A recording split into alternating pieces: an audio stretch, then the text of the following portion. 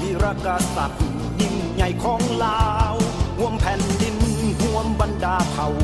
ปุ่มลุ่มกันเขาเป็นพี่น้องเดียวมีเขตแดนมีเอกราชวงศาคณาญาติตระกูลคุณลอคุณบุโรมให้มาสร้างก่อแผ่นดินนี้น้องลงแม่น้ำคอ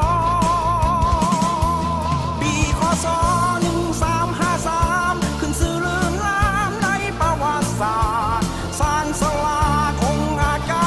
รย์บุกประจันบานหัวเป็นประเทศอาณาเขตกว้างใหญ่ไพศาลอาณาจักรล้านสานยิ่งใหญ่ของลาว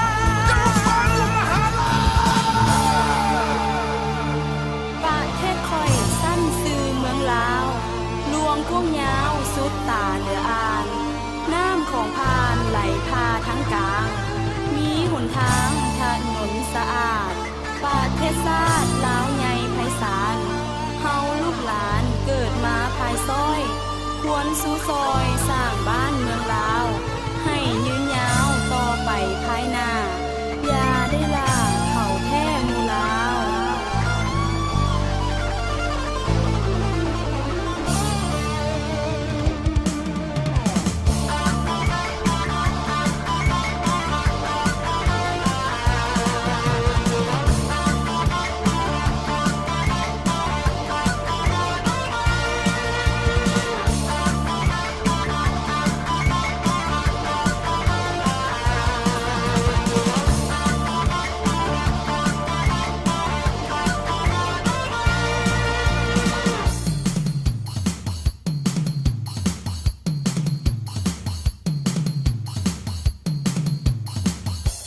แผ่นดินนี้ยังมีประวัติ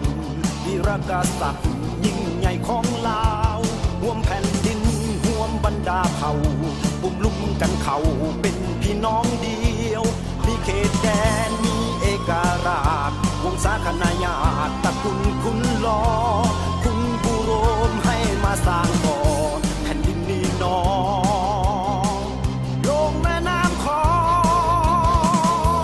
ปีคศ1353ขึ้นสื่อลือล้ำในประวัติศาสตร์สร้างสลาองค์อาจารย์บุกประจันบานหัวเป็นประเทศอาณาเขตกว้างใหญ่ไพศาลอาณาจักรล้านสานยิ่งใหญ่ของลาวพระบารมีแผ่ไพศาลเกียรติก้องเกียงไกรหัวเมืองน้อยใหญ่เข้ามาจงหาภักดีภาษาตัวลาให้ฟ้าน้องอังสุรีพระแรงราธรณีกษัตริย์ศรีสัตนาขนองลานสร้างมนต์คลา